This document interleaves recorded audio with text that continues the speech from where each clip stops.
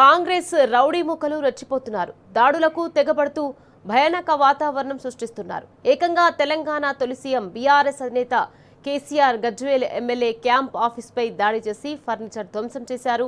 KCR camp ఆఫీస్పై Congress Gundala దాడిని దేశ విదేశాల్లోని BRS శ్రేణులు ముక్త ఖండంతో ఖండిస్తున్నారు.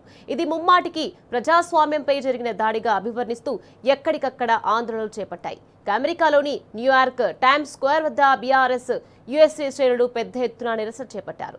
గజ్వేల్ కేసీఆర్ క్యాంప్ ఆఫీస్పై జరిగిన దాడిని ప్రజాస్వామ్యంపై జరిగిన దాడిగా అభివర్ణించాయి.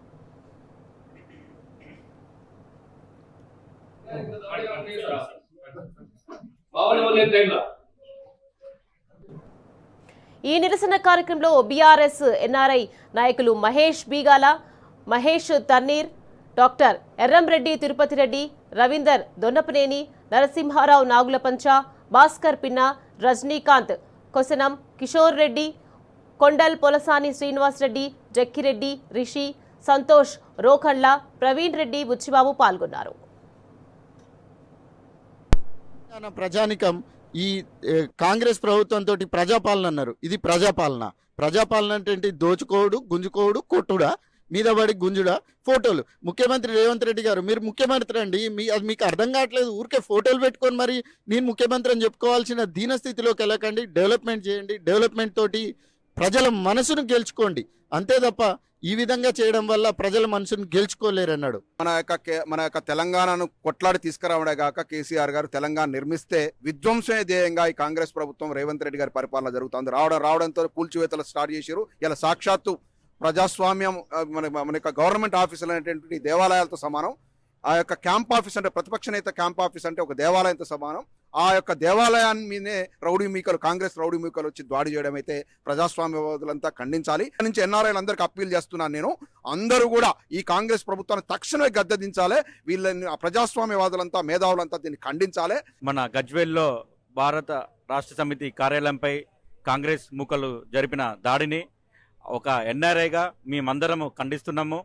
ఈ దాడుల వల్ల మన తెలంగాణ ప్రజలకు ప్రయోజనాలు ఏంటో మీరు చెప్పాలా? మీరు ఒక రాజు ఎలా ఉంటే రాజ్యం ఎలా ఉంటుంది కదా, మీరు ఒక రోల్ మోడల్గా ఉండి ప్రజలకి సేవలు సర్వీసులు ఇవ్వాలి. కానీ ఒక పార్టీ కార్యాలయాలపై మీరు కాంగ్రెస్ మూకలు దాడిని మేమంతా ఖండిస్తున్నాము. మీరు మీ యొక్క కాంగ్రెస్ కార్యకర్తలను కానీ కాంగ్రెస్ లీడర్స్ని కానీ అదుపులో పెట్టుకోకపోతే తెలంగాణ ప్రజలు తమరు రోడ్ల మీదకి వచ్చేసి మరో ఉద్యమం చేయాల్సి వస్తుంది. ఖబర్దార్, జాగ్రత్త.